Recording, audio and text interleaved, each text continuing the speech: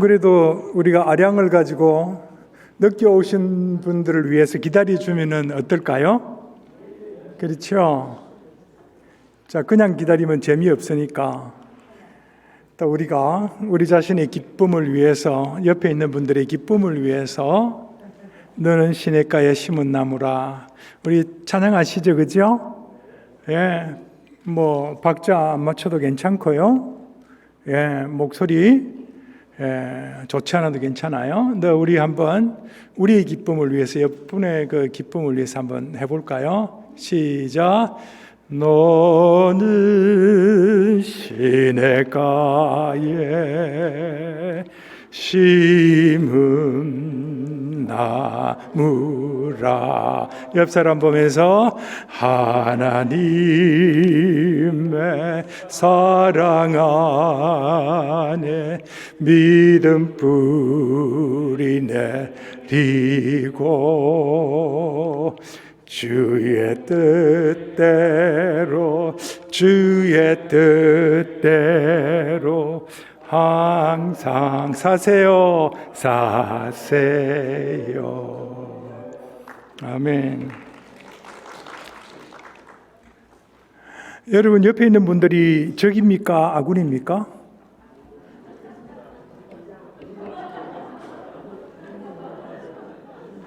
저 따라해 보세요. 적이다. 왜 그런지 아세요? 아군이지만인 적이 될 수 있다라는 거예요. 예수님의 그 제자 중에 가장 가까운 사람, 그렇죠? 예수님을 배반했죠. 그렇죠? 왜 그랬을까요? 생각이 다를 때 적으로 변할 수 있다라는 거예요. 내 생각하고 당신 생각하고 다르다. 이때부터 이제 굉장히 위험해지는 거예요. 제가 오늘 공동체 부분을 조금 더 얘기할 텐데 여러분 잘 이해하셔야 되는 부분이에요. 교회라는 공동체 안에 작은 공동체들이 많이 있죠. 쉽게 말하면 전체 공동체의 목표와 운영 원리와 또 방법에 배치가 될 때 그 작은 공동체는 전체 공동체의 적이 되는 거예요. 그래서 마음이 안 맞으면요, 어떻게 합니까? 떠나야지. 근데 내놓고 말은 못하고 마음속으로 난 떠날 거야. 언제 떠나지? 어느 교회를 또 떠나지? 이렇게 된다라는 거예요. 유다가 바로 그런 일을 한 사람이에요. 유다가 하나님 나라를 건설하고자 했을 때는 혁명적 방법으로, 인위적 방법으로, 물리적 방법으로 하려고 했던 거예요. 그러니까 예수님이 하나님 나라의 도래와 확장을 생각하고 있는 거하고 유다하고 생각이 완전히 다른 거죠. 그러니까 팔아먹어 버리게 돼요. 물론 성경에는 그렇게 나와 있지 않아요. 그냥 돈 욕심이 나서 마귀와 시험했기 때문에 이렇게 나와 있는데 제가 구체적으로 좀 생각해 보니까 그렇더라라는 거예요. 유다가 지알랏이라는 열심당원의 소속이었고 또 이제 혁명적 방법으로 하나님 나라를 건설하려고 했던 사람이에요. 그러니까 우리도 이런 사상적 가치를 제대로 알고 있어야 돼요. 이거는 지역사회도 그렇고 국가도 그렇고 가정도 그렇고 잘못 생각하는 것 때문에 굉장히 큰 문제를 초래할 수 있는 부분도 있다. 여러분 경험하셨죠? 도널드 트럼프라는 사람이, 그죠? 얼마나 생각이 다름으로 인해서 혼란을 야기시켰는지, 얼마나 많은 사람들이 어려움을 당했는지. 한 사람의 지도자가 완벽할 수는 없지만은 그러나 잘못 선택하면은, 잘못 생각하면은 굉장히 큰 어려움을 겪을 수 있다라는 것이죠. 자, 다 들어오셨으니까 이제 시작할까요? 자, 우리 제목을 한번 같이 읽어봅시다. 시작. 네, 감사. 이게 몇 분까지 해야 되나요? 10분. 예. 근데 여기는 시계가 없어가지고 예, 2시 10분. 아, 그렇군요. 아, 참. 예. 1년에 딱 한 번밖에 실수 안 하는데 제가 오늘 2번 실수하네요.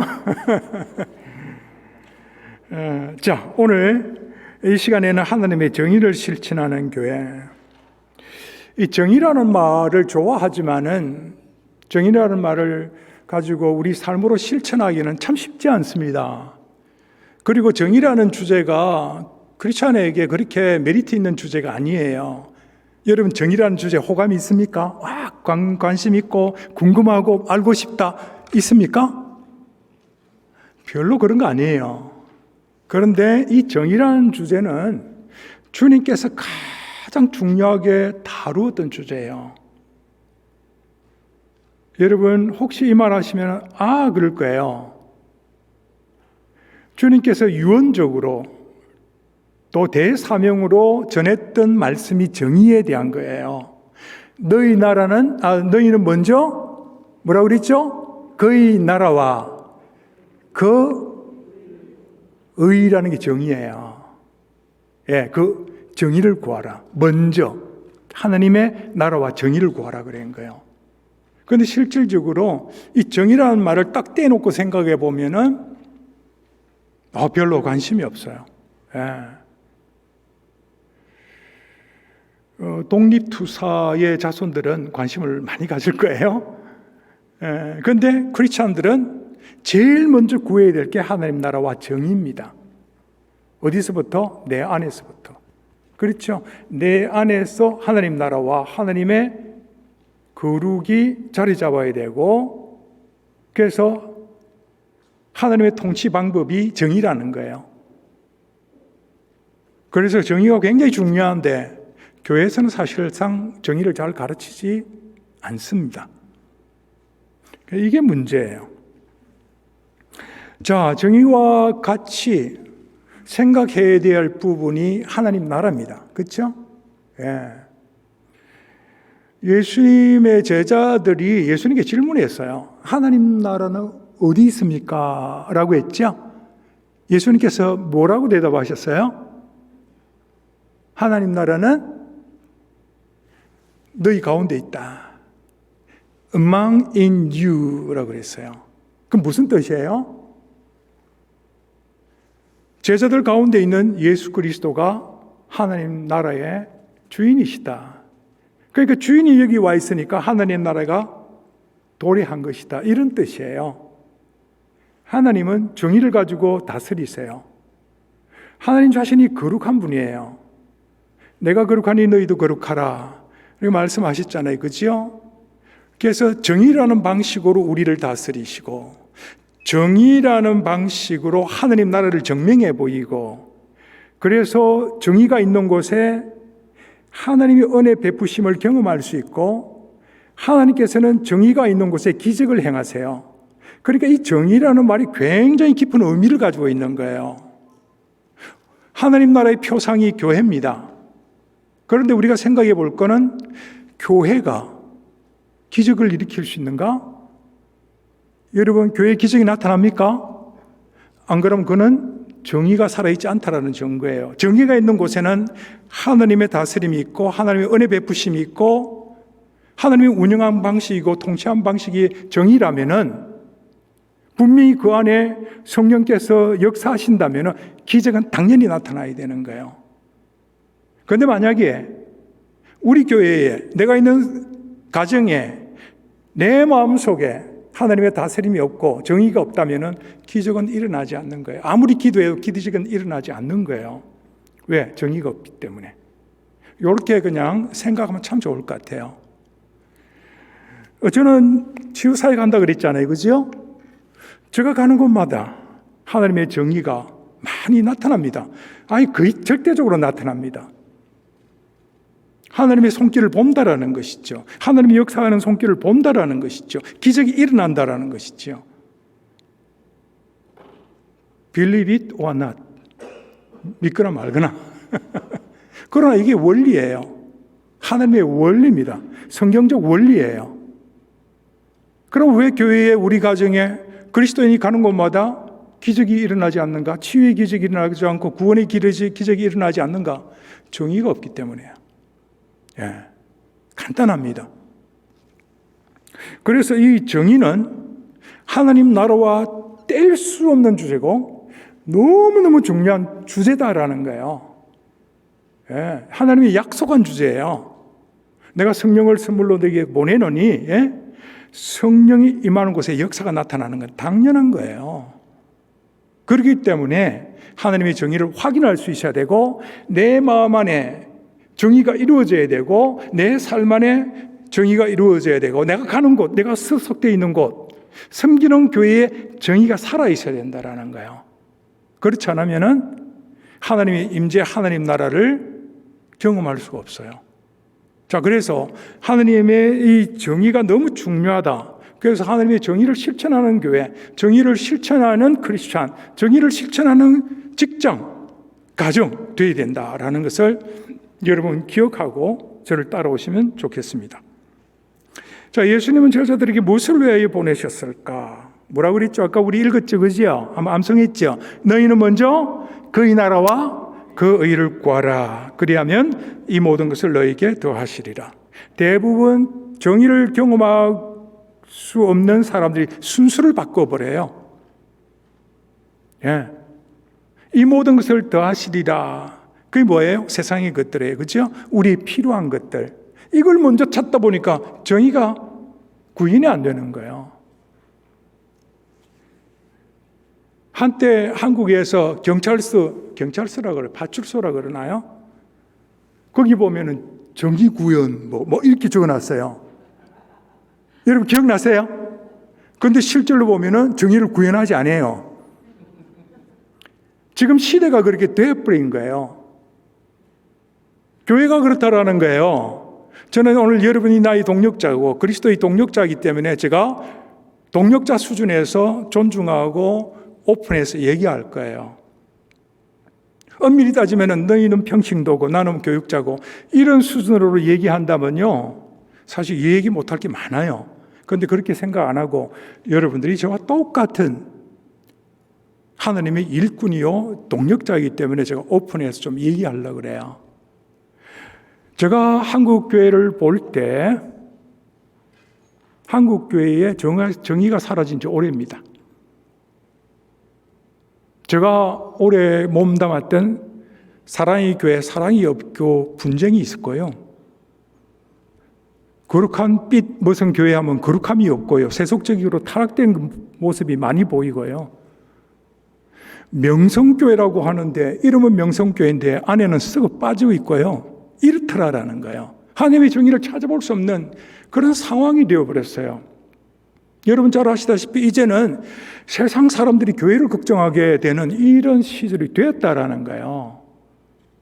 자, 이렇게 된다면 물론 모든 교회가 다 그런 게 아니고 모든 목사님 다 그런 분이 아니에요. 대형교회 위주로 보면 올바른 교회를 찾기가 어려운 그런 상황이 되어버렸다라는 것이죠. 자, 그렇다면 우리가 한번 이 정의라는 생각을 가지고 다시 한번 조명해보고 다시 말해서 어웨이킹 해야 되지 않을까 그런 생각이 든다라는 거예요. 예. 이 정인의 삶은 하나님 나라와 정의를 구하는 것입니다. 그렇죠? 정확하게 얘기하면요, 군더더기 없이 얘기하면요, 예수님 말씀 그대로예요. 하나님 나라를 구해야 되고 정의를 구해야 된다라는 거예요. 이거는 동격이에요. 정의를 구하는 곳에 하나님 나라가 임하고 하나님 나라를 구하는 곳에 정의가 살아있다라는 논리죠. 그러니까 이것을 주님께서 자신을 따르는 하나님의 백성이여 예수 그리스도의 제자된 사람 모두에게 동일하게 얘기를 하셨다라는 거예요. 그래서 복음 사역자들 존재의 의미와 추구하는 가치와 목적이 뭐가 되어야 되느냐? 하나님의 정의를 구하는 것이 되어야 된다. 동의하십니까? 뭐 대답 안 하셔도 관계는 없어요. 예. 그런데 너무 중요하기 때문에 여러분들은 마음속으로라도 아멘으로 화답하셔야 돼요. 진짜 그렇습니다. 자, 하나님 나라의 정의란 무엇인가 한번 살펴봐야 되겠죠. 뭐 대충은 알죠, 그죠? 개념적으로 알아요. 근데 구체적으로 좀 생각해 봐야 됩니다. 아모스서 5장 24절에 보면 이렇게 되어 있어요. 오직 정의를 물같이 공의를 마르지 않는 것같이 하수같이 흐르게 할지어다. 제가 옛날에 저하고 같이 사역했던 목사님이 이 노래로 불러가지고 아주 대상을 받고 그랬네 분이 있는데, 그분이 계실 때는 제가 계속 이 노래를 부르라 그랬어요. 좀 한번 불러봐라. 그런데 이 말씀 아모스서 5장 24절은 이 시대 크리스찬들이 마음에 새기고 정말 깊이 숙고하고 통찰해야 돼요. 하나님의 정의가 교회 안에 가득한가? 하나님의 정의가 우리 가정에 가득한가? 하나님의 정의가 이 사회에 물처럼 강물처럼 넘쳐나는가 생각해 봐야 된다라는 거예요. 자, 하나님께서 말씀하신 정의는 원어를 보면은 여기에 체데크라는 말이 있죠, 그죠? 보이시죠? 체데크. 그 다음에 미시파트라는 말로 써요. 조금 설명을 하는 게 필요할 것 같아서 제가 말씀을 드리는 거예요. 체데크란 무슨 말이냐면 여기 형식적 개념, 이론적 개념이에요. 여기에 이 올바름, 의로움, 이제 도덕적 기준의 표준이죠. 이렇게 사용되는데 미시파트는 뭐냐? 실천적 개념이에요.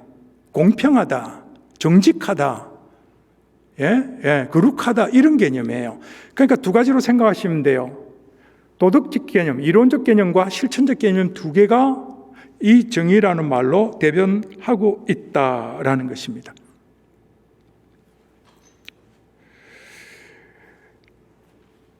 이사야 선지자가 이 정의에 대해서 굉장히 강조해서 몇 번이고 얘기했는데요. 이제 중요한 본문을 한번 읽어볼게요. 내가 붙드는 나의 종, 내 마음에 기뻐하는 자, 곧 내가 택한 사람을 보라. 내가 나의 영을, 여기서 영이라는 것은 성령이죠. 그에게 주었은즉 그가 이방에 정의를 베풀리라. 그는 외치지 아니하며 목소리를 높이지 아니하며 그 소리를 거리에 들리게 하지 아니하며 상한 갈대를 꺾지 아니하며 꺼져가는 등불을 끄지 아니하고 진실로 정의를 시행할 것이며 그는 쇠하지 아니하며 낙담하지 아니하고 세상에 정의를 세우기에 이르리니 섬들이 그 교훈을 앙망하리라. 그는 누구죠? 예수님, 그렇지요? 예수님이 정의를 실천하신다라는 것입니다. 예수님 오시기 700년 전에 대선지자라고 할 수 있는 이사야 선지자가 하신 말씀이에요. 앞으로 오실 메시아라는 분이 정의를 세우며 정의를 바로잡으며 정의를 실천할 것이다 라고 말하고 있다라는 것입니다. 자, 그 정의가 무엇인지 이제 한번 보도록 하죠. 자, 이사야 선지자가 한 이 얘기를 그대로 예수님께서 나사렛 회당에서 인용합니다. 주의 성령이 내게 임하셨으니 이는 가난한 자에게 복음을 전하게 하시려고 내게 기름을 부으시고 나를 보내사 또 포로된 자에게 자유를, 눈먼 자에게 다시 보게 함을 전파하며 눌린 자를 자유롭게 하고 주의 은혜의 해를 전파하게 하려 하심이라 하였더라. 자, 예수님께서 나사렛 조만한 회당에서 이제 이사야 선지자의 예언을 그대로 인용하면서 설교를 합니다. 제가 보기에는 자신이 메시아임을 나타내는 것이고 이제 메시아 사역을 하기 위한 취임 선서를 나사렛 회당에서 이사야 선지자가 예언했던 그 내용을 하고 있다라는 것이죠. 그러면서 실질적으로 사역이 시작되면서 이 말씀 그대로 사역을 하는 거예요. 한번 볼까요? 실천적 개념으로 예수님이 사역을 하시는데 이렇게 말합니다. 기록되어 있어요. 예수께서 온 갈릴리에 두루다니사 그들의 회당에서 가르치시며 천국 복음을 전파하시며 백성 중에 모든 병과 모든 약한 것을 고치시니 그의 소문이 온 시리아에 퍼진지라 사람들이 모든 앓는 자 곧 각종 병에 걸려서 고통당하는 자 귀신 들린 자 간질하는 자 중풍병자들을 데려온 그들을 고치시더라. 자, 여기서 하나님의 정의가 뭐냐 그러면은 예언했던 내용, 이 보면은 자유를 주고, 그죠? 치유하고 복음을 전해서 영적으로 자유케 하는 하나님의 은혜를 증가하는 거죠. 실질적으로 그렇게 주님께서 사역하셨다라는 거예요. 그렇죠? 그러니까 도덕적 개념과 실천적 개념이 딱 맞아떨어지죠. 예언과 모범적인 행함이 딱 맞아떨어진다라는 것이죠. 하나님의 정의가 바로 이런 것이다라는 거예요. 하나님의 기준의 올바름이 뭐냐? 가난한 자를 먹이고 병든 자를 치유하고 하나님의 복음으로 말미암아 묶임에서 자유하게 되는, 그래서 비록 부분적으로 느끼지만은 앞으로 미래에 천국에서 누릴 수 있는 기쁨과 자유와 평안을 이 세상에서도 누릴 수 있도록 하는, 그것이 바로 정의다라는 것이죠. 이해되십니까? 예. 그러니까 메시아 되신 예수님께서 정의를 선포하시고 정의는 이것이다 하고 모범적으로 보여준 거예요. 그러니까 이것을 경험했던 많은 사람들이, 다시 말해서 유대인들, 수많은 유대인들이 하나님의 나라와 하나님 나라에서 누릴 수 있는 그 능력들, 그것들을 예수 그리스도를 통해서 보니까 모든 거 다 팽개치고 예수 그리스도를 쫓아다닌 거예요. 자, 그래서 제가 말씀드린 것은 뭐냐 그러면은 예수 그리스도의 가르침과 그 모범을 따르는 그리스도인들은 하나님의 정의를 전할 뿐만 아니라 실천할 수 있고 실천함으로써 그 능력이 나타나는 사역자가 되어야 된다라는 거예요. 저는 한국교회를 자꾸 얘기하고 싶어요. 한국교회 안에는 여러분들을 포함시키고 싶지 않습니다. 왜냐하면 여러분들을 비판하고 싶지 않기 때문에. 그런데 한국교회 지도자들이 너무 잘못 가르쳤어요. 그래서 이런 부분들을 우리가 다시 한번 생각해보고 진리가 무엇인지, 정의가 무엇인지, 하나님 나라가 무엇인지 제대로 알고 사역을 해야 된다는 것입니다. 멍청하면 안 돼요. 멍청하면 망합니다.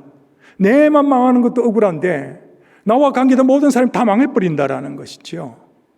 그럼 어떻게 되겠습니까? 큰일 나죠. 여러분 마이클 샌델이라는 교수 아시죠? 뭐 잘 모르신다면 정의론의 대가라고 생각하시면 돼요. 한국 사람 아니고요. 미국 그 사람이에요. 사회 정의에 대한 분석을 해서 아주 유명해진, 그래서 책을 Justice, What is Justice라는 책을 내서 이렇게 두꺼워요. 저는 다 읽어봤지만은 공감할 수 있는 부분도 있고 없는 부분도 있어요. 그분이 얘기하는 것은 공리나 복제의 극대화, 공리란 말이 좀 어렵죠. 모든 사람을 이롭게 하는 거예요. 그게 공리라는 말이에요. 복제라는 것은 아시죠? 그렇죠? 예. 공리의 복제의 극대화는 최대 다수의 최대 행복이다. 좀 말이 좀 어려운데 쉽게 말하면 이거예요. 민주주의라는 거예요. 민주주의 기본 원리가 뭡니까? 여러 사람이 좋아하면 그걸 따라가는 거예요. 쉽게 말하면. 자, 민주주의 폐단이 뭐냐 그러면은 많은 사람들이 좋다 그러면은 그게 정의라고 보는 거예요. 그러면 소외되는 사람은 어떻게 하고? 이게 민주주의의 폐단이에요. 제가 미국에 와서 깜짝 놀란 게 뭐냐 그러면은 뉴욕 가보니까 이 홈리스들이 많은 거예요. 이만큼 재정이 넉넉한 교회, 복지가 잘 되어 있는 교회가 아니죠. 이 목사다 보니까 이 국가라는 것도 교회라고 잘 못 나오는데 이 엄청난 재정, 세계 최고의 부를 가진 나라에서 어떻게 곳곳마다 이렇게 홈리스들이 보일까? 제가 그래서 물어봤어요. 왜 이렇게 홈리스들이 많지? 그러니까 월피어를 주는데 쉽게 말하면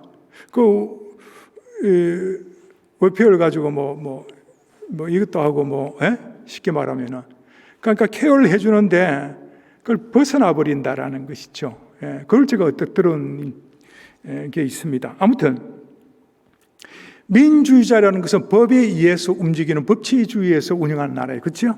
물론 공산주의도 그렇지만은 많은 사람들의 요구를 따라가는 것. 그야말로 대통령 뽑아도 많은 사람들의 표를 얻는 사람이 대통령 되고 그것이 바로 법이 되고 정책이 된다라는 논리지요. 그래서 제가 말씀드리는 것은 뭐냐? 이 민주주의 패단, 공리주의의 패단이 뭐냐면 사회의 정의와 권리를 원칙이 하는 계산의 문제로 전락하게 된다라는 것입니다. 이해되십니까? 다수의 행복이면 거의 진리라고 생각한다라는 것이죠. 그런데 그렇냐? 저는 동의할 수 없는 부분이 있다라는 거예요. 최대 다수에 집중함으로써 선택적 정의라는 평가를 받습니다. 요즘 한국에는 선택적 정의라는 말이 많이 회자돼요. 잘못된 것이죠. 선택적 정의라는 게. 정의라는 게 진리하고 또 비슷한 말이에요. 변하지 않는 거고 어느 곳이나 다 적용돼야 되고 그렇죠? 이래 돼야 되는데 선택적 정의는 그렇지 않다라는 것이죠. 자유지상주의 입장은 뭐냐 그러면 선택의 자유를 존중합니다. 여러분 민주주의와 자유민주주의를 구분할 수 있습니까? 꼭 맞는 말은 아닐지라도 제가 이해하는 것은 민주주의는 다수에 집중하고요. 자유민주주의는 자유라는 개인의 의사를 존중하는 거예요. 그래서 우리나라도 민주주의에서 시작해서 지금은 자유민주주의로 확 바뀌고 있는 상황입니다. 개인의 권리와 자유를 많이 존중해 준다라는 것이죠. 미국은 자유민주주의죠. 그렇죠? 여러분 미국 안 사세요?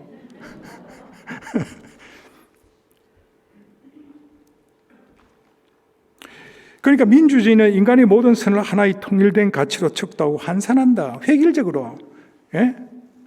개인의 질적 가치는 잘 인정하고 싶지 않다라는 것이죠.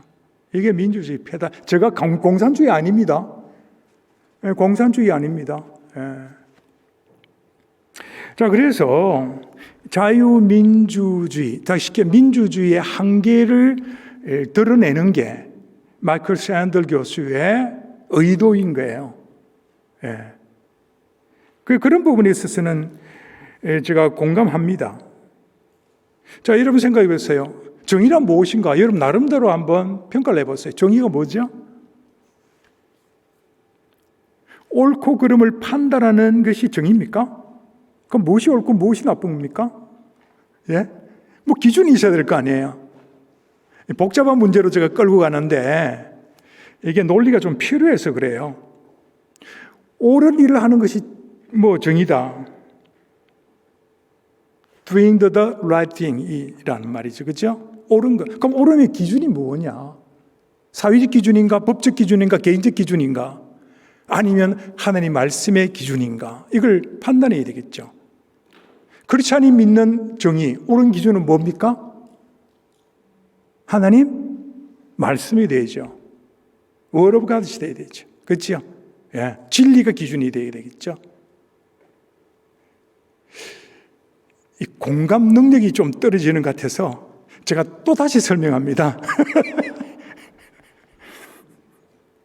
하나님의 말씀이 기준이 되어야 됩니다. 이제 공감 능력이 좀 올라왔습니다.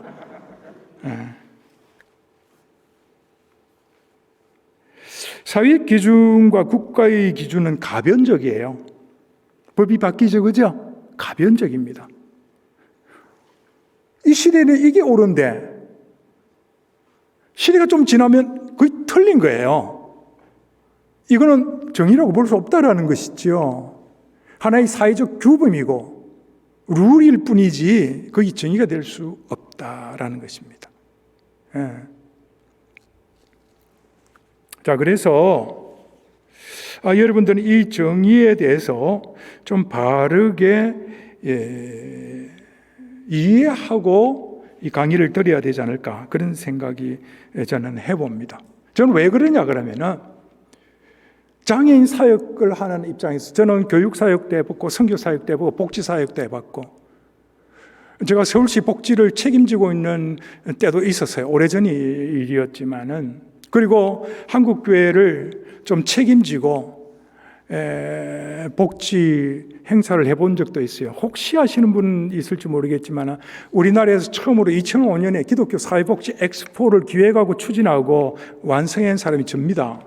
근데 그때도 왜 했냐 그러면은 한국교회가 부탁을 저한테 했기 때문에 기독교가 너무나 지탄받고 있기 때문에 다시 한번 회복하는 의미에서 우리 한국을 좀 섬기자. 그래서 기독교가 전 교회가 결집해가지고 기독교 사회복지 엑스포를 하게 된 거예요. 그러나 그게 한두 번 한다고 그게 뭐 바뀌겠습니까? 이미 한국에는 이제 세상 사람들이 교회를 걱정하게 되어버렸고요. 예. 니나 잘하세요. 이런 쪽이 되어버린 거예요. 그게 무슨 말이냐면 정의가 사라졌다라는 것이죠. 교회에서 리더십을, 사회의 리더십을 볼 수가 없고 교회의 진정한 평안과 기쁨과 행복, 자유, 진리의 말씀이 선포되지만 행해지지 않는다라는 이런 인식을 이제 믿지 않는 사람들이 갖고 있기 때문에 이제는 목사도 믿지 않는 시대가 되어버린 거예요. 예. 고대 철학자 아리스토텔레스가 이렇게 정의를 얘기했습니다. 정의를 얘기한 사람 참 많아요. 참 공감되는 말을 한 건 있는데 이렇게 얘기했습니다. 마땅히 받을 자격이 있는 것을 주는 것이 정의다. 저는 왜 공감이 되냐면은 하도 한국에서는 장애인들이 차별받고 소외받고 편견의 대상이 되고 교회 안에서조차도 교육과 선교의 대상이 아니라 동정과 구제의 대상이 되고 이리 되다 보니까 한 인격체로 한 그리스도인으로 교회 안에서도 대접 못 받으니까 이게 이제 선택적 정의라고 보는 것이죠. 교회가 선택적으로 사역을 한다라는 거예요. 여러분 생각해 보세요. 발달장애인들이 똑같이 그 영적 권리를 가지고 교회를 선택할 권리가 있는데 주일날 예배는 있고 교회는 있는데 갈 곳이 없다면은 그 영적 권리를 누가 빼앗은 겁니까? 교회가 빼앗은 거죠. 한 사람이 온다 할지라도 웰컴해야 되고 할 수 있는 만큼만 서비스를 해줘야 되고 또 우리 교회 서비스가 없으면은 다른 데 뭐 안내를 해준다든지 뭐 그래야 되는데 아예 눈에 보이지 않는 높은 장벽을 치고 못 오도록 만드는 것은 아까 말씀드린 대로 장애를 내쫓는 일이에요. 그래서 한국 교회가 못된 짓을 한 거예요, 옛날에. 그래서 장애인들이 다 교회 나가서 따로 나름대로 시각장애인 교회, 청각장애인 교회, 지체장애인 교회 다 세운 거예요. 그래서 아까 말씀드린 대로 장애인이 없는 교회도 장애교회가 돼버렸고 장애인만 있는 교회도 장애교회가 돼버린 거예요. 이런 문제인 거예요, 지금. 한국에는 발달장애인 사역이 많이 활성화되어 있는데 지금은 이제 코빅 때문에 좀 정체를 이루고 있지만은 어쨌든 제가 장애인교학교 협회장을 맡고 있으면서 지금 한 500교회가 돼요, 전국에. 그래서 네트워크를 타가고 지회장교회도 있고 뭐 이러는데 이렇게 되기까지 엄청난 기도와 정의를 구원하기 위해서 노력을 했다라는 것이죠. 장애인 관심이 없습니다. 쉽게 말하면은. 예. 구색 맞추기 위해서 장애인 부서를 두고 그것도 제한적으로 하는 이런 교회 모습 속에서 어떻게 정의를 생각할 수 있을까? 저는 그렇게 생각을 해보았어요. 마이클 샌들의 그 정의에 대한 부족한 부분을 메꾸자면요, 저는 이렇게 생각합니다. 미덕을 키우고 공동선입니다. 여기 말하는 것은 장애인 한 사람도 좋다, 어그리할 수 있는 이러한 도덕적 개념과 실천적 개념을 적용해야 된다는 것이죠. 그래서 우리 사회도 새로운 정치가 필요하다. 다시 말하면 시민의식, 희생봉사, 공동체 의식이 강화해야 된다. 한 사람도 소외당하지 않는 그런 정책. 예. 그러니까 다수결의 논리로 선택 정의를 실천하는 것이 아니라 한 사람도 소외되지 않는 그런 가치를 가지고 정책을 펴는 게 중요하다, 이 말씀이에요. 시장 논리의 도덕적 한계. 시장 논리는 뻔하죠, 그죠? 비교 논리예요. 가치 논리예요. 예. 그러니까 경쟁력이 없는 장애인들. 아까 우리 추필리 주사님 장애 개념을 잘 세 가지로 설명해 주셨죠. 임페러먼트. 그러니까 신체 손상이 있으니까 기능적으로 디스빌리티가 되는 거예요. 그러니까 기능적으로 경쟁이 없으니까 사회적으로 핸디캡을 갖고 존엄성을 내세우면서 인간의 인격을 가진 채 살아갈 수 없는. 그러니까 결국은 뭐냐 그러면은 사회 구조가 핸디캡이라는 거예요. 예. 이게 한국에는 굉장히 심했어요. 여기도 마찬가지입니다. 제가 한번 지적해 볼까요? 여기서 정의가 지금 부정의가 보여요, 저한테는. 자, 만약에 제가 지체장애인 중에서 휠체어 장애인을 여기 인바이트 해가지고 여러분들 소개한다고 해봅시다. 그러면 지체장애 어떻게 오죠, 홀로? 계단이 있어서 어떻게 올라옵니까? 그럼 누군가 도와줘야 되겠죠. 그러면 그분은 어떻게 느껴요? 자존심이 상할 수 있다는 거예요. 이게 바로 선택적 정의의 현장인 거예요. 핸디캡이라는 것이죠. 예, 환경적 핸디캡이라는 것입니다. 왜 그분의 자존감을 낮게 만들어요? 조금만 루프만 설치해줘도, 그렇죠? 루프가 아니 뭐죠? 패스 맞나요? 그것만 설치해줘도 자존감 상하지 않고 그냥 툭 올라올 수 있는데, 이런 부분이 선택적 정의라는 것입니다. 이래서는 안 된다라는 거예요. 예. 불평등을 해결해야 됩니다. 그래서 도덕적 요인의 공적인 참여가 있어야 된다.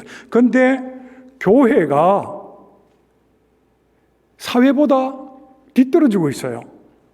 교회는 본래 사회를 선도하는 향도적 역할을 해야 되는 거예요. 미래의 청사진을 보여주고 국민의 건강, 도덕적 건강, 예, 하나님의 정의, 이걸 보여줘야 되는데 지금은 교회가 사회 정의도 못 따라가고 있는 실정이에요. 이런 상태가 되어버린 거예요. 이제 교회가 세속적 가치를 받아들이기 시작했고요. 시장의 논리를 받아들이기 시작했어요. 이런 문제가 심각합니다. 그래서 장애인 사역을 하는 우리로서는 장애인을 대변해야 되고, 그래서 옹호자가 되고 변호자가 되고, 그렇지 않겠습니까? 그 역할을 해 주어야 된다라는 거예요. 그런데 많은 분들이 잠잠해요. 그래서 여러분 옛날에 영상을 보신 분들이 있을 거예요. 장애인 스스로가 권리를 찾으려고 몸에 쇠사슬을 이렇게 띄고 막 투쟁하고 거리에 나가는, 그거 보셨을 거예요. 예. 그걸 보면서 왜 저런 식으로 투쟁하나, 아마 비판적인 시각을 갖고 계신 분도 있으리라고 생각합니다. 너무 차별당하니까, 너무 인간의 존엄성이 훼손당하니까, 누가 대변해 주지 않으니까, 법도 자기를 보호할 수 없으니까 뛰어나가는 거예요. 그래서 이런 부분들 우리가 생각을 좀 해봐야 되지 않겠는가. 예. 그래서 장애인들이 보편적 권리에 참여하고 모든 사람들이 혜택을 받는 그 혜택에 동참되어야 되는데, 선택적 정의의 대상이 되어버린다면은 여러분들은 잠잠하면 안 된다라는 거예요. 무엇이 정의입니까?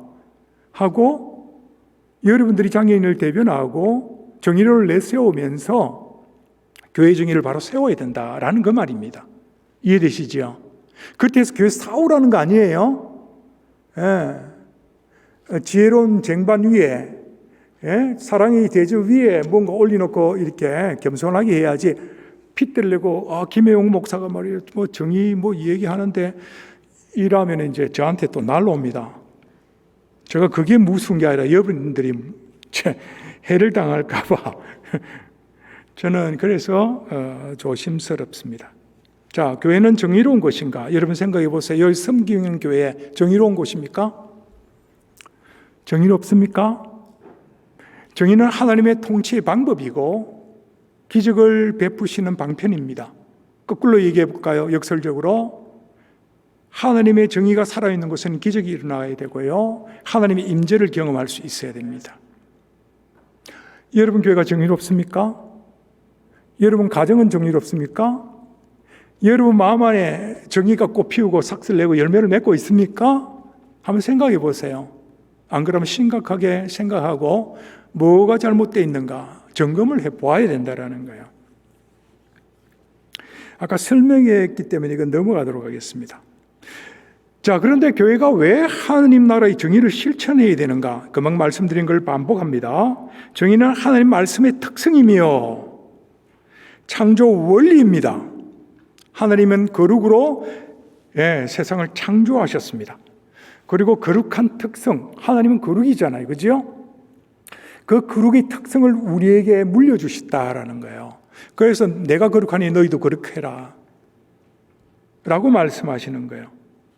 그리고 만물을 다스리는 방법이 정의라는 것이죠. 정의의 잣대를 가지고 정의의 손길로 세상을 다스린다라는 거예요. 그러니까 교회라고 할 수 있는 크리스찬들은 당연히 정의로운 사람이 되어야 되겠죠. 따라서 하나님 나라는 모든 크리스찬들이 이 땅에 증거해야 될 우선적 주제이고 또 실천해야 될 덕목입니다. 제가 재밌는 얘기 한 개 해드릴게요. 제가 섬겼던 교회 아시죠? 영업 안 해도. 주일날 되면 이제 워낙 성도들이 많기 때문에 뭐 제가 있을 때만 해도 25,000명이 됐으니까 뭐 교회는 쪼매나고 공간은, 그러니까 막 사람들이 그 서초동 비싼 땅에 몰려드는데요, 난립니다. 그런 난리도 없어요. 그런데 제가 이제 어떻게 주일날 시간이 나가지고 밖에 나왔는데 차가 쭉 이렇게 들어오는데 장로님들이 이제 차 이렇게 뭐라 그러죠? 뭐 이렇게 이리 가라 저리 가라 뭐 이거 하는 거 있잖아요. 그걸 하고 계시는데 마침 포철 사장님, 조말수 장로님이, 자고 뭐 장로님 다 친했으니까 조말수 장로님이 참 인격도 좋고, 탁 보면 벌써 다른데 그분이 이렇게 막 통제를 하는데 창문 삥 열고 성도가 5,000원짜리 하나 딱 쥐어주는 거예요. 무슨 뜻입니까? 좀 잘 봐달라는 것이요. 근데 옛날에 그런 문화가 좀 있었어요. 자동차 타고 가다가 걸리면은 면허증 밑에 돈 딱 하나 넣어가지고, 옛날에 그런 문화가 있었어요. 근데 그게 교회 안에서 그런 거예요. 그래서 장로님이 보고 씩 웃으면서 돈은 안 받고 통과! 연약함을 생각한 거죠. 옳고 그름의 문제가 아니라 연약함이 옳다고 장로님이 판단하셨던 것이죠. 저는 그게 올바른 행동이라고 봅니다. 자, 교회가 하나님의 정의를 실천한 이유는 딱 한 가지예요. 예수님의 명령이기 때문에. 이건 타협해야 될 주제가 아니에요. 그렇죠? 예수님의 명령이기 때문에. 그래서 우리는 정의를 선택적 정의로 가져가서도 안 되고 주님의 기준에서 진리의 말씀들을 듣고 행하는 이런 부분이 있어야 된다라는 것이죠. 그러면 이제 교회가 추구해야 될 하나님의 정의가 무엇인지 그 내용에 대해서 하나 점검해 나가도록 하겠습니다. 저는 장애인 관점에서 이 정의를 한번 점검해 보고 싶어요. 교회 안에서 정의로운 장애인 사역을 위한 4가지 제안을 합니다. 제가 생각했던 거예요. 이거 신학교에서도 가르쳐주지 않고 누가 가르쳐주지 않은 거예요. 그냥 제가 생각해냈던 겁니다. 이거 말고라도 많을 거예요. 첫 번째, 거룩한 공동체가 되어야 된다. 두 번째, 복음적 공동체가 되어야 된다. 교회가요. 세 번째, 건강한 공동체가 되어야 되고, 네 번째, 선교적 공동체가 되어야 된다. 거룩한 공동체라는 것은 교회 자체가 거룩해야 된다라는 거예요. 여러분, 교회가 뭡니까? 나중에 한번 교회론에서 한번 제가 또 가르쳐 드리겠지만은, 많은 목사님들이 교회를 성전이라고 그랬습니다. 그건 구약적 개념이에요. 그걸 지금까지 우려먹고 있는 분들이 많이 있어요. 예수님이 뭐라고 말하셨습니까? 교회는 성도들인 거예요. 바울이 정확하게 정리해 줬죠. 교회의 머리는 누굽니까? 예수 그리스도요. 우리는 그 몸을 이루는 각 지체다. 딱 정해 줬습니다. 그렇죠? 예. 교회가 성장한다라는 것은 건물 크게 짓고 사람을 많이 데리는 게 아니에요. 그것은 양적 성장으로 말하는 거고요. 하나님이 원하시는 성장은 교회가 성장한다. 교회를 건강하게 한다라는 것은 여러분을 성장시키고 여러분들 건강하게 만드는 걸 말하는 거예요. 믿습니까? 믿습니까? 옛날에 그랬어요. 성전이라 그러면은 제가 생각할 때는 건물을 멋지게 하고 넓게 하고 이렇게 하면서 성도들 모을 수 있다는 이러한 생각을 혹시나 하지 않았을까? 그래서 한때 한국교회에서는 이 교회를 크게 짓는 것이 그냥 하나의 붐이 되었어요. 그런데 제가 좋아하는 이찬수 목사는 그렇게 안 해서 참 감사하더라고요.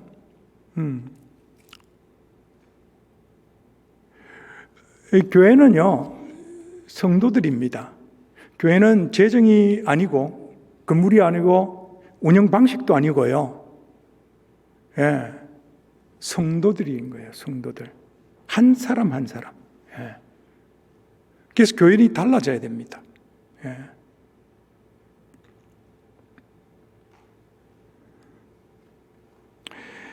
교회가 건강하다는 말은 여러분들이 건강해야 된다는 거예요. 진리로 무장하고 있으면서 영적으로 살아있고, 그렇죠? 진리를 실천하고 정의를 구현하는 이런 부분이 있어야 되는데, 말씀을 듣고 행하는 것은 세상 사람들하고 똑같이 행한다면은 여러분들은 변화된 그리스도인이 아니라 변질된 그리스도인이다. 이렇게 봐야 되겠죠. 건강하지 못한 거예요. 아무튼 제가 생각하는 것은 그렇습니다. 그래서 교회가 정의롭다라는 것은 거룩한 공동체가 되어야 되고요. 복음적 공동체, 건강한 공동체, 성교적 공동체가 되어야 된다. 이것을 또 설명을 해드릴게요. 자, 장애인 관점에서, 장애인 사역을 하는 입장에서 교회가 정의로우려면은 장애인 사역을 해야 되는데, 어떤 형태로든지 해야 되는데, 이제 문제는 전문 사역자를 내세워야 된다라는 것이죠. 전문 사역자. 한국 교회가 장애인 사역을 못한 이유는 아까 잠시 말씀드린 이유, 신학교에서 못 배웠기 때문에, 그렇죠? 장애인 사역에 대한, 장애인 신학에 대한 이러한 교육을 못 받았기 때문에 그런 목회 개념이 없는 거예요. 장애인 사역을 제대로 하려고 하면요, 전문 사역자들이 있어야 돼요. 전문 사역자들. 그래서 신학교에서부터 이런 커리큘럼을 가지고 가르쳐 줘야 돼요. 노인 사역부터 해가지고 이런 부분들을 조금씩이라도 다 가르쳐 가지고, 건강한 교회라면은 소외받지 않는, 그야말로 복음의 정신에 맞도록 차별하지 않는 이런 목회를 할 수 있도록 시각을 넓혀줘야 된다라는 것입니다.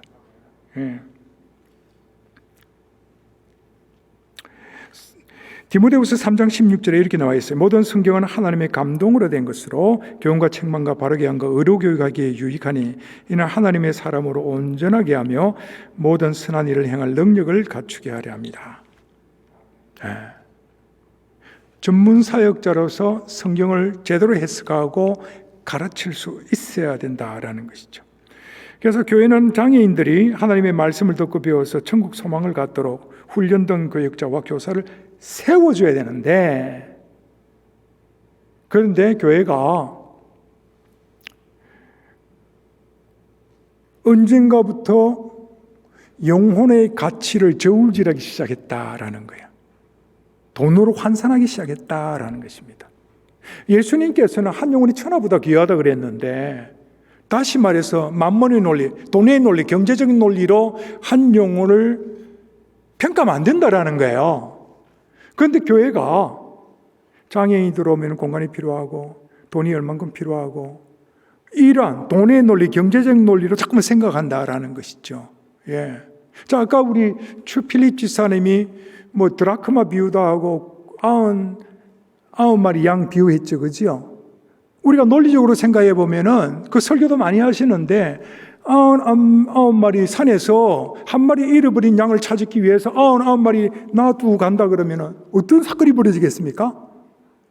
한 마리 찾으러 가다가 99마리가 지 맘대로 막 돌아다니면 더 큰 손실을 입잖아요. 그렇죠? 그렇다고 볼 수 있다고 생각하지 않습니까? 분명히 그렇죠. 그런데 왜 그런 교훈을 가르칩니까? 경제적 논리가 아니다라는 거예요. 가족의 논리로 본 거예요. 그렇죠? 한 잃어버린 영혼, 가족의 논리로 본 거예요. 경제적 논리로 본다면은 한 마리 쫓아가는 거는 그러면 안 되죠. 한 마리 포기해버려야죠. 그렇지 않겠습니까? 성경이 가르치는 것은 경제적 논리가 아닌 거예요. 그런 논리를 갖고 있으면 교회에서 가르치지 말아야 되겠죠. 한 영혼이 천하보다 귀하다는 말씀은 까만 줄로 착 꺼버리든지 빼버리든지 해야 되겠죠. 자, 그래서 중요한 것은 뭐냐? 한 영혼을 제대로 세우고 또 가르치고 하려면은 적어도 전문적인 사역자를 둬야 된다라고 저는 생각합니다. 한국 교회와 또 교회를 지도하고 있는 노회나 총회가 바로 이런 문제가 있어요. 예, 이런 문제. 장애인에 대해서 관심이 별로 없더라.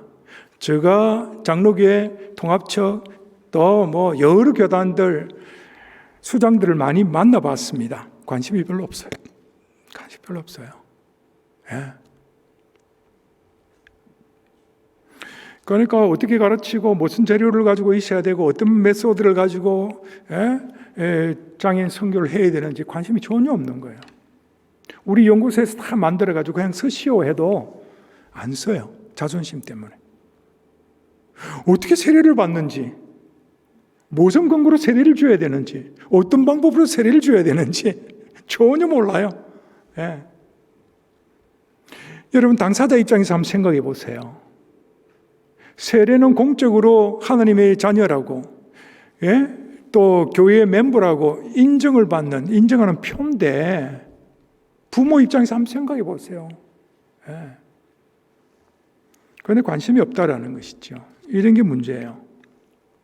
전문 사역자 세워야 됩니다. 돈 이렇게 생각하면 안 되는 거예요. 예. 자꾸만 돈을 생각하니까 교육자를 세워도 파트 교육자만 딱 세우고 10년이 가도 파트고 장애인 사역이 얼마나 복합적인 사역이고 할 일이 많은데요. 예. 신방만 하더라도 일반 신방보다는 몇 배도 해야 돼요. 고통이 지속적으로 나타나는 이 장애인을 데리고 평생 고통하며 살아가는 만성적인 슬픔을 겪는 엄마들, 여러분 얼마나 많은 시간을 들여야지 그 마음을 다 이해할 수 있겠습니까? 제가 부모님 처음에 신방을 하는데요, 3시간을 같이 울면서 들어주고 있었어요. 저는 한 말도 안 했어요. 그 얼마나 고통스러울. 그래서 3시간을 들으니까 딱 하시는 말씀이 내 마음이 치료됐습니다. 그러는 거예요. 학교에서는 그렇게 안 가르쳐요. 목회 상담하면 시간을 딱 두고 일정한 시간을 두고 딱 정리하라고 그래요. 그런데 제가 장애인 사역을 해보니까 절대 그럴 수 없는 거예요. 자, 거룩한 공동체는 어떤 공동체여야 되느냐? 교회와 부서를 제가 설명을 해주면 꼭 맞지 않을 수 있어요. 한국 상황과 여기 시츄에이션이 다르기 때문에 맞지 않을 수 있다라는 거 기억하세요. 자, 교회가 거룩한 공동체가 되려면 선택적 정의를 실천해서 안 된다라는 거예요. 쉽게 말하면 장애인도 들어올 수 있어야 된다라는 거예요.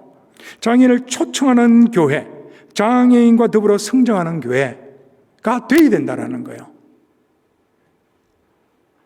장애인도 기본적으로 능력이 약하고 기능이 부족하지만은 그래도 그 기능과 능력을 최대한 발휘할 수 있고 그 능력에 합당한 직분도 줘야 되고 동력자로 세우는 데까지 나아가 줘야 되는데 지금 그렇지 않다라는 거예요. 그러면 그 정의가 아니지요. 예. 기능적으로 봐서 그 사람이 질적으로 다른 가치를 가진 존재다. 이류 인간이다라고 생각한다면 여러분 동의하시겠습니까? 기능은 다 차이가 있을 수 있잖아요. 그런데 기능을 가지고 인간을 평가한다 그럴 것 같으면 누가 동의하겠습니까? 거기 정의라고 말할 수 있겠습니까? 만약에 기능을 가지고 똑똑함을 가지고 좋은 용모를 가지고 돈을 가지고 하나님 나라 간다면은 그런 하나님 나라는 가지 말아야 되겠죠. 그래서 하나님은 공평하다라는 거예요. 하나님 나라는 어떻게 갑니까? 무식해도 돈이 없어도 가난해도 똑똑하지 못해도 하나님이 주신 믿음으로 가는 거예요. 예. 그래서 굉장히 공평한 거예요. 예. 부수에서는 어떻게 해야 되느냐? 장애인 성도를 가족으로 받아들이라. 한 학생으로 받아들이는 것도 좋아요. 그러나 진정한 하나님의 정의, 하나님의 통치, 하나님의 기적을 경험하려면요, 내 자식이다라고 받아들여야 된다는 거예요. 내 가족이다라고 받아들여야 된다는 거예요. 그리고 모든 사역을 전문화시켜야 돼요. 형식적으로 모양만 갖추고 누구한테 보여주는 쇼업하는 이런 사역을 해서는 안 된다라는 거예요. 작은 일에도 목숨을 걸고 하라 그랬잖아요. 그렇죠? 그렇게 해야 되는 거예요. 의자 하나 치우고 이런 행사할 때도 주님을 섬기듯이 섬겨야 돼요. 물론 뭐 그렇게 안 했다는 거 아니에요. 너무 잘해요. 모든 일을 그렇게 해야 된다는 거예요. 전문적으로 탁월하게 하라는 거예요. 예. 적어도 우리는 하나님의 자녀들이 되잖아요. 그렇지요? 영적 은혜를 입고, 예? 그런 사람인데, 누구하고도 견주어가지고 탁월성이, 비범성이 보여야지, 이거 나도 저렇게 하겠다라고 생각하면 안 되겠죠. 우리는 경쟁하는 사람이 아닙니다. 세상에 경쟁 문화가 있지만은, 남을 뒷밟고 일어나고, 남을 견주어서 살아가는 건 존재가 아니다라는 거예요. 제가 이런 얘기하면 그럼 어떻게 살아요? 경쟁 안 하고? 남보다 더 열심히 하고 더 공부하고 더 건면하고 그래서 탁월함이 비범함이 되어서 오히려 섬기고 나누어주는 이런 사람이 되어야 되겠죠. 그래서 배우도 남 주고 버릇도 남 주고 그런 사람이 되겠죠. 그렇지 않겠습니까? 꼴랑 남하고 견주어가지고 말이에요. 내가 좀 낫니 어떻게 그러면 안 되죠. 자, 두 번째로는요. 장애인을 초청해서 복음적 공동체를 만들어야 된다. 복음적 공동체. 이 복음적 공동체가 어떤 의미냐? 아까 말씀드린 대로 교회를 그리스도의 몸으로 봐야 된다라는 것이죠. 그리스도의 몸으로. 교회는 하나님 나라의 표상입니다. 자, 그런데 중요하게 강조하고 싶은 것은 복음적 공동체가 뭐냐? 복음이 뭐냐? 예수 그리스도께서 말씀하시고 모범을 보여주신 그게 뭡니까? 정의가 뭐라 그랬죠? 가난한 자, 헐벗고 굶주린 자, 병든 자, 장애인들 이런 사람들이 중심을 이루는 것이 바로 복음적 공동체라는 거예요. 제가 주일날 여기서 설교하겠지만은 하나님 나라는 작은 자의 나라다. 이건 제가 얘기한 게 아니에요, 사실은. 이사야 선지자가 오실 메시아를 얘기하고 예언하면서 오실 메시아가 전하는 하나님 나라는 작은 자가 천을 이루고 약한 자가 강국을 이루는 나라다 이렇게 말하고 있는 거예요. 여러분 하나님 나라에 누가 간다고 그랬어요? 큰 자가 갑니까? 작은 자가 갑니까? 작은 자가 가는 나라예요. 강한 자가 가는 나라입니까? 약한 자가 가는 나라입니까? 약한 자가 가는 나라예요. 여러분 약함의 의미를 좀 더 설명해 드려야 되겠지만은 하나님은 굉장히 약한 자를 사랑하시고 약한 자를 주목하시고 그들에게 은혜를 공급하시기를 원하세요. 하나님 나라가요. 여러분 잘 이해하셔야 돼요. 우리 이 세상적 교회가 세상하고 똑같이 강함을 추구해요. 능력을 추구하고 뭔가 힘을 자랑하는데 그건 마귀 나라예요. 제가 지나치게 얘기한 게 아니에요. 예수님을 시험했던 마귀 한번 보세요. 그 내용이 뭔가 세상을 보여주고 힘을 가지라 그러고, 그지요? 너 하나님 아들 아니냐? 떨어져 봐. 하나님 너를 보호해 줄 거야. 세상에 힘을 가져. 힘을 가지려고 하는 거예요. 그런데 많은 그리스도인들이 속고 있어요. 바울은 연약함을 자랑한다고 그랬는데 오히려 강함을 가지고 자랑하려고 그래요. 제가 이민교회에 와보니까 특히 그런 문제가 더 많이 있더구만요. 한국도 마찬가지지만 여기도 똑같아요. 가진 것으로 자랑하려고, 가진 것으로 존재감을 드러내고, 가진 것으로 나의 정체성을 드러내는, 아니죠. 우리의 정체성은 예수 그리스도, 우리의 정체성은 거룩함입니다. 그런데 세상적 것으로 우리 정체성을 드러내고 세상적인 것으로 우리 존재감을 가지려고 하면은 그건 잘못된 거예요. 교회도 마찬가지예요. 건물이 크고 많은 사람이 모이고 재정이 많고 이런 것으로 우리 교회는 건강한 교회라고 생각하는, 동의하시겠습니까? 그건 잘못된 거예요. 아까 말씀드린 대로 성도 한 사람 한 사람이 예수 그리스도의 정신과 또 그분의 모범적인 삶을 쫓아가면서, 그래서 성경과 나눔을 실천하고 복음적 정체성을 가지고 모든 교인들이 그렇게 된다면 그게 바로 복음적 공동체예요. 거룩한 공동체예요. 하나님이 인정하고 기뻐하시는 공동체다. 저는 그렇게 보는 것이죠. 그래서 하나님 나라는 항상 약한 자가 중심이 되어야 돼요. 제가 표현할 때 약한 자라고 표현하는 것은 없어서 약한 게 아니에요.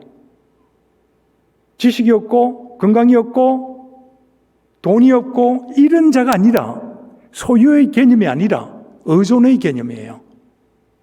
설명해 볼까요? 이 강의가 몇 시까지죠, 그런데? 10분까지입니까? 다 됐는데, 이거.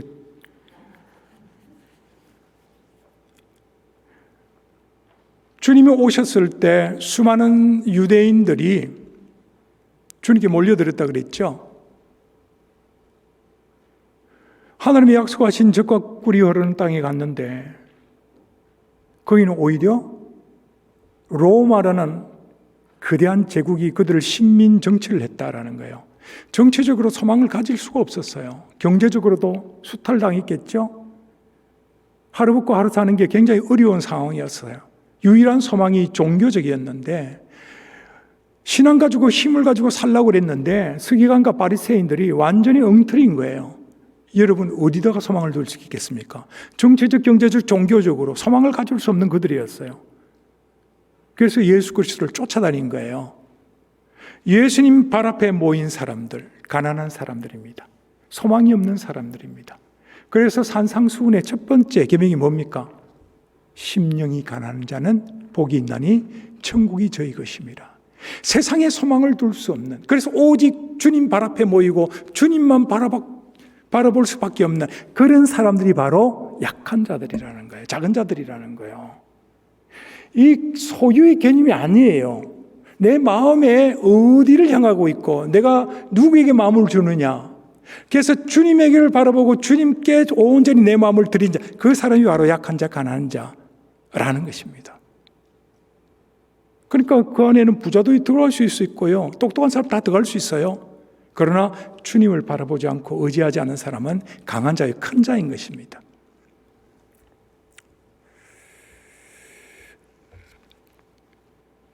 자, 그래서 복음적 공동체라는 것은 장애인이 중심이 되는 교회가 되어야 되고요, 건강한 체질을 가진 교회가 되어야 됩니다. 이게 복음적 공동체예요. 그런데 한국교회 많이 봤지만은 한국교회의 중심은 힘이 센 자, 권력이 있는 자, 사회적 스테이터스가 있는 자, 뭐 그런 자, 똑똑한 자, 이런 사람들이 중심을 이루고 있는데 제가 보기에는 거꾸로 간다라는 것이죠. 부수에서는 어떻게 해야 되느냐?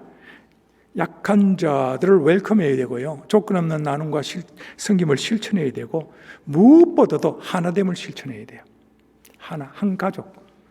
원 스피릿, 원 팀이 되어야 된다는 것이죠.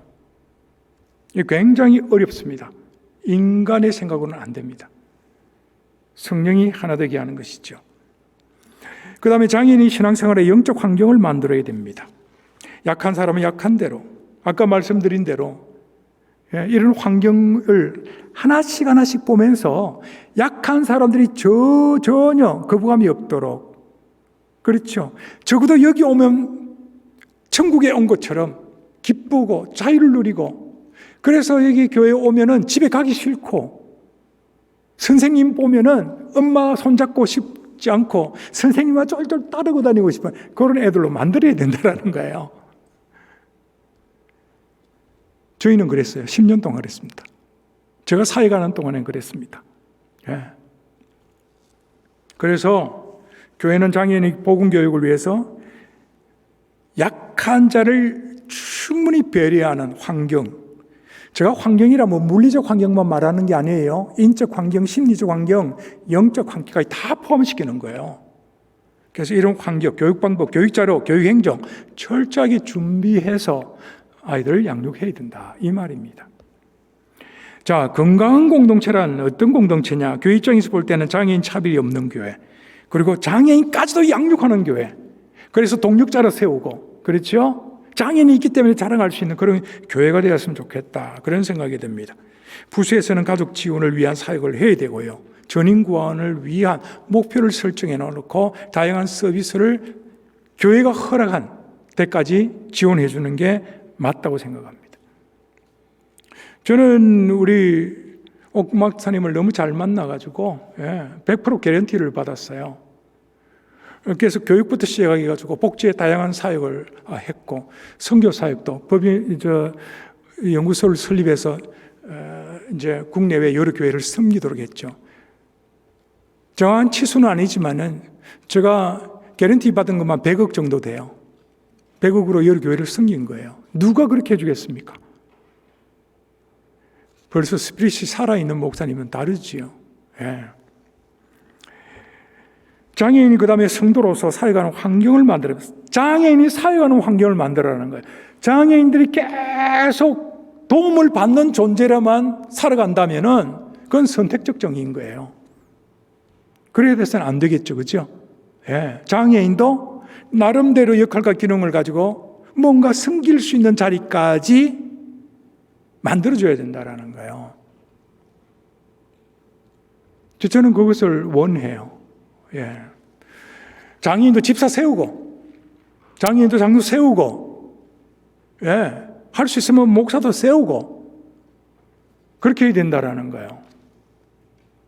부모님도 마찬가지예요. 부모님도 치유하고, 그 다음에 교육적으로 잘 양육하고 배려해가지고 부모로서의 직분, 교회 안에서 누구보다도 잘할 수 있거든요.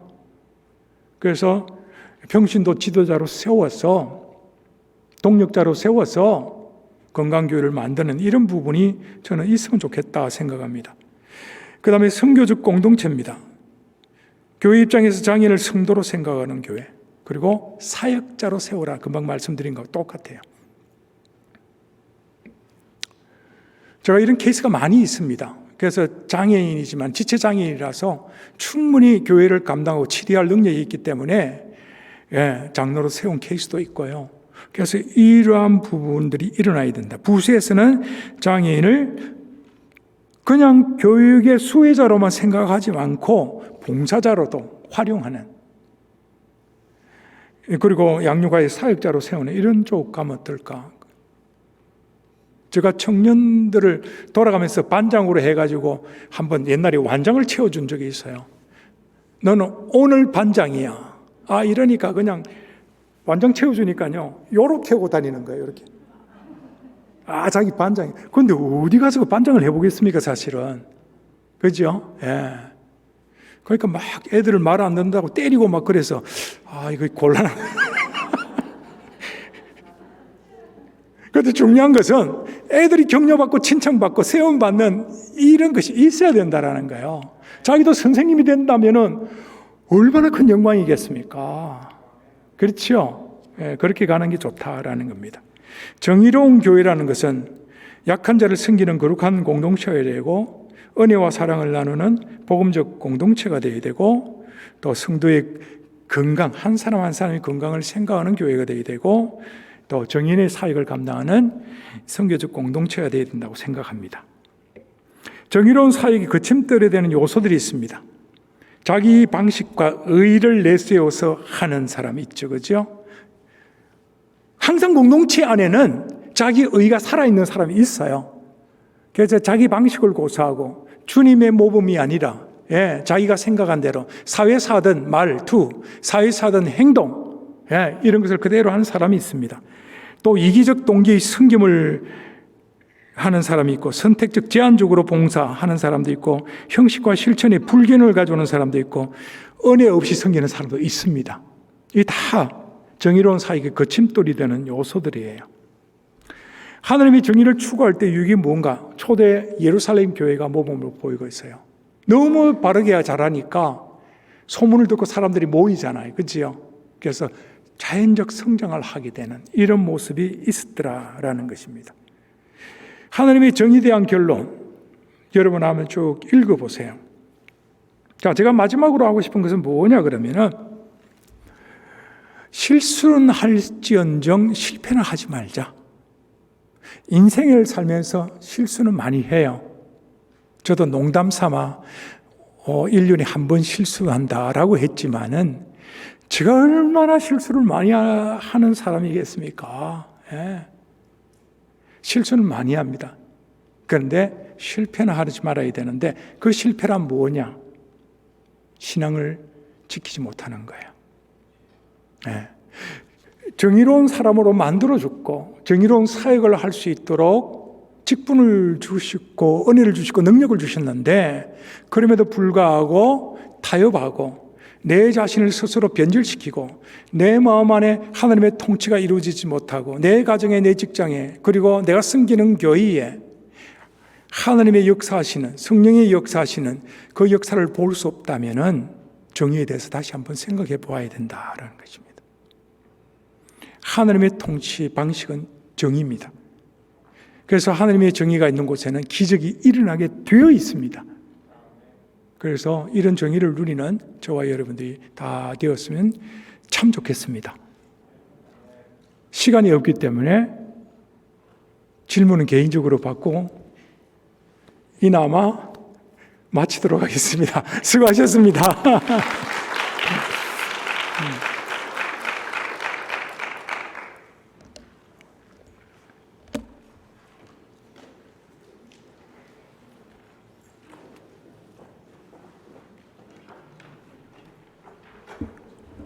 차지가 안 되는. 안 돼.